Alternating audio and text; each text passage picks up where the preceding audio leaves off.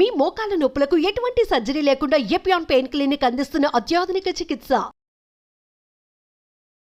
Sir ఒకసారి gut health బాగా దెబ్బతినేసింది for various reasons, బయట తిని లేకపోతే స్ట్రెస్ఫుల్ హ్యాబిట్స్ వల్ల, దాన్ని కరెక్ట్ చేయాలంటే ఎక్కడి నుంచి స్టార్ట్ చేయాలి? మనం ఇప్పుడు suppose somebody even 60 years 70 years లో కూడా మనం గట్ హెల్త్ రిస్టోర్ చేసుకోవచ్చు. ఎలా రిస్టోర్ చేయాలి సార్? ఏం చేయాలి? అదే ఫస్ట్ ఏమో food, it has to be organic food correct గా. అంటే అనేది ఏమంటే ఈ ఫాస్ట్ ఫుడ్స్, ప్రోసెస్ ఫుడ్స్ అన్ని ఆపే సింపుల్ ఫుడ్ మన ఇంట్లో, for example millets, fresh vegetables, దాని తర్వాత సర్టన్ టైప్స్ ఆఫ్ ఫ్రూట్స్ లో కూడా బెర్రీస్ అనుకోండి, 3 B's అని ఉన్నాయమ్మా. బెర్రీస్ ఒకటి, వెజిటేరియన్ లో బ్రోకలీ ఒకటి, బీట్రూట్ ఒకటి. 3 B's are very important. Berries daily ఒక కప్ ఆఫ్ బెర్రీస్ తింటే that itself will restore health. Great sir. Blueberry, berries, broccoli, beetroot, 3 B's అంటాం. ఆ 3 B's are very good food habits లో. Yogurt, మంచి yogurt తింటాం, healthy yogurt తింటాము. దాని తర్వాత నట్స్ లో కూడా అన్ని నట్స్ మంచిది కాదు. అది నట్స్ లో బెస్ట్ ఈజ్ వాల్నట్స్. అదే విధంగా సెకండ్ ఇస్ ఆల్మండ్స్. ఇవి 2 ఆర్ గుడ్. పిస్తా అంత మంచిది కాదు, హై ఫ్యాట్ కదా సార్. హై ఫ్యాట్ పిస్తా. సేమ్ థింగ్ క్యాష్యూస్ కూడా సేమ్. అందులో నేతిలో వేయించి ప్రోటీన్ తిన్నాం అనుకోండి, అది again you're taking back. So అవి ఫ్రైడ్ క్యాష్యూస్ అవన్నీ కూడా అవాయిడ్ చేయాల్సింది. ఇలాగా హెల్తీ ఫుడ్ తోటి we can make lot of difference. Plus non vegetarian లో fish is very good. Fish తినే వాళ్ళకి ఫిష్ మంచిది. ఫిష్ కూడా అన్ఫార్చునేట్లీ ఈ మధ్యన కొంచెం ప్లాస్టిక్స్ వచ్చేస్తున్నాయి ఫిష్ లో. ఈ సీ లో ప్లాస్టిక్స్ వేసి రివర్స్ లో వాళ్ళకి మైక్రో ప్లాస్టిక్స్. ఈ micro plastics and other future thing we have to concentrate as a society. Pollution, processed food, micro plastics, these are called the 3 evils. ఈ 3 evils వల్ల మనం అన్ఫార్చునేట్లీ ఎంత హెల్త్ మెయింటైన్ చేయాలంటే కూడా మన society is not giving us the opportunity. అంటే బయటకు వెళ్తే సరే, వాళ్ళు హైదరాబాద్ లో ఎన్ని రెస్టారెంట్స్ ఉన్నాయి సార్, ఇంకా అపిటైట్ ఉంది. రాత్రి 11:30కి వెళ్తే కూడా ఇంకా బజ్జింగ్. అసలు అందరూ ఎంత తింటున్నారు అంటే నేను రెస్టారెంట్స్ లో హెల్తీ ఫుడ్ కుక్ చేస్తే వాడడం మంచిదే, కానీ షార్ట్ కట్స్ తీసుకొని కుకింగ్ ఆయిల్ మళ్ళా యూస్ చేయటము, అదే విధంగా ప్రాసెస్ ఫుడ్ దాంట్లో యూస్ చేయటము, కలరింగ్ ఏజెంట్స్ యూస్ చేయటం, అది చేస్తే they are not very good. ఇప్పుడు తండూరి చికెన్ అని బాగా మంచి రెడ్ కలర్ వేస్తారు madam. That is not again good. It's bad for health. అంటే red colouring agents, preserving agents are not good. ఇదొక aspect. Second aspect gut health again not realised is physical activity. చాలా important. మీరు అనొచ్చు physical activity gut కి సంబంధం ఉంది. The gut is constantly reacting, liver is constantly reacting to physical activity. మనకి daily standard 150 hours per week, 150 hours per week physical activity liver కి మంచిది. It has shown repeated గా 150 hours per వీక్ చేస్తే liver fat slow కరిగిపోతుంది. 150 hours a week అంటే 7 days లో 150 hours అంటే రోజుకు సుమారు 20 minutes పర్ డే. ఓకే, 150 అంటే 1.5 hours per 1.5 hours, 30 minutes per day for 5 days. Okay, 30 into 5 150 minutes అయితే 150 minutes పర్ వీక్ సరిపోతుంది. అండ్ డైలీ చేయకపోవచ్చు, కొంతమంది వీక్ లో 2 సార్లు 3 సార్లు అలా చేయగలుగుతారు. టోటల్ క్వాంటిటీ ఇంత ఉండాలి 150 hours. ఇది మోడరేట్ ఎక్సర్సైజ్. అగైన్ చాలా మంది మేము ఎక్సర్సైజ్ అంటాం, ఇంట్లో తిరుగుతుంటాం, రోజంతా ఇంట్లో తిరుగుతుంటాం, ఇక్కడక్కడ పనులు చేసుకుంటా ఉంటాం, లేకపోతే మా ఆఫీస్ లో. అది కూడా that is not correct. Exercise అంటే మనం కరెక్ట్ గా ½ an hour you have to do moderate exercise. Moderate అంటే ఏమి? వాకింగ్ కానీ రన్నింగ్, ఏదన్నా మోడరేట్ అంటే మనం ఎక్సర్సైజ్ చేసినప్పుడు మాట్లాడుతుంటే మాట్లాడగలుగుతాం, కానీ వీ కెనాట్ సింగ్. అవును, పాట పాడలేము, మాట్లాడగలుగుతాం. That is moderate exercise. అంటే we can carry on a conversation with somebody. ఆయాసపడుతూ కొంచెం క్యారీ చేయొచ్చు. మనం బాగా విగ్రెస్ అయితే మాట్లాడలేము, that is vigorous exercise. But మన if you're able to sing in doing exercise, that means it's not moderate. So మనం ఈజీగా టెస్ట్ చేసుకోవచ్చు. ఒకరొకరిలో వేరేగా ఉంటుంది. జనరల్ గా heart rate we say get to 50 to 70% అంటాం. అంటే 150 హార్ట్ బీట్ లాగా తెచ్చుకోవాలి. ఎందుకంటే మోడరేట్ ఎక్సర్సైజ్ చేసినప్పుడు మన హార్ట్ ఇంక్రీజ్ అయ్యే రేటు, సర్క్యులేషన్ ఇంక్రీజ్ అవుతుంది, లివర్ లో ఉన్న టాక్సిన్స్ అన్ని బయటకు వస్తాయి, బ్రెయిన్ సర్క్యులేషన్ ఇంప్రూవ్ అవుతుంది, హార్ట్ లో collaterals. That's why we are emphasizing on this moderate exercise.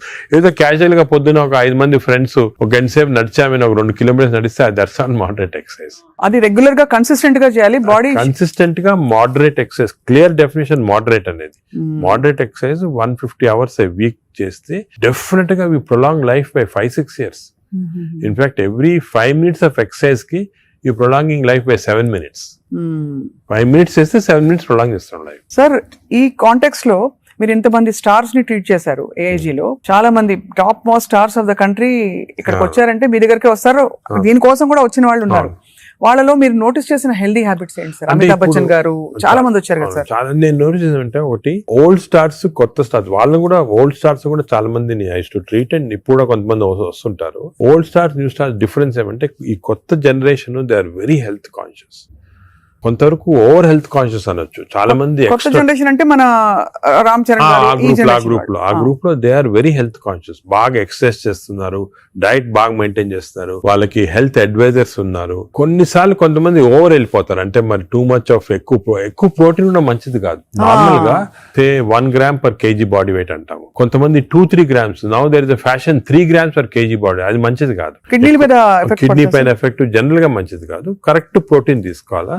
ఈ కొత్త stars they are going very balanced. వాళ్ళ ఎక్సర్సైజ్ ప్యాటర్న్ గానీ, డయట్ గానీ, అంటే they are conscious that there should look good for people to see them అని చాలా బాగా చేస్తారు. In fact they are the healthiest people.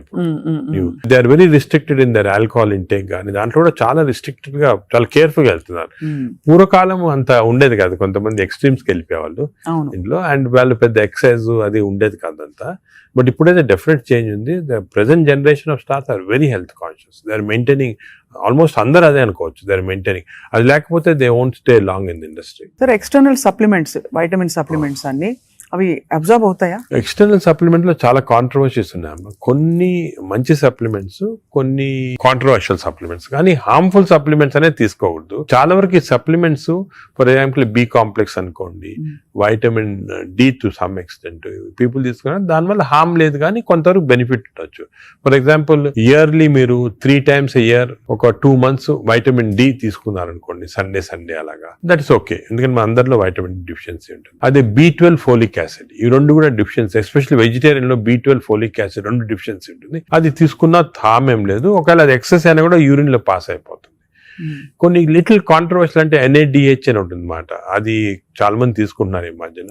ఏంటి సార్ అది? NADH అని టాబ్లెట్, మజిల్ కి మంచిది, మైటోకాండ్రియాకి మంచిదని. అది రిసర్చ్ లో కాంట్రవర్షియస్ ఉన్నాయి. కొంతమంది ఏమో మంచిది మజిల్ బిల్డ్ చేయడానికి, కొన్ని ఏమో మంచిది కాదంటారు. అటువంటి వి డోంట్ రికమెండ్ డెఫినెట్లీ.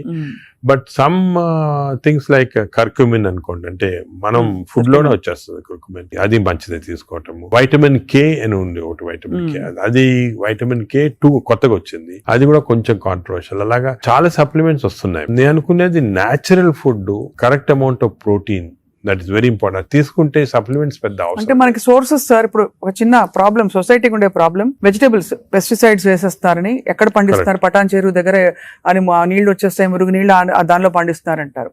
పాల పదార్థాలు, ఆవులకి యాంటీబయాటిక్స్ ఇంజెక్షన్స్ ఇచ్చేస్తారు, అది మనకు వచ్చేస్తున్నాయి అంటాం.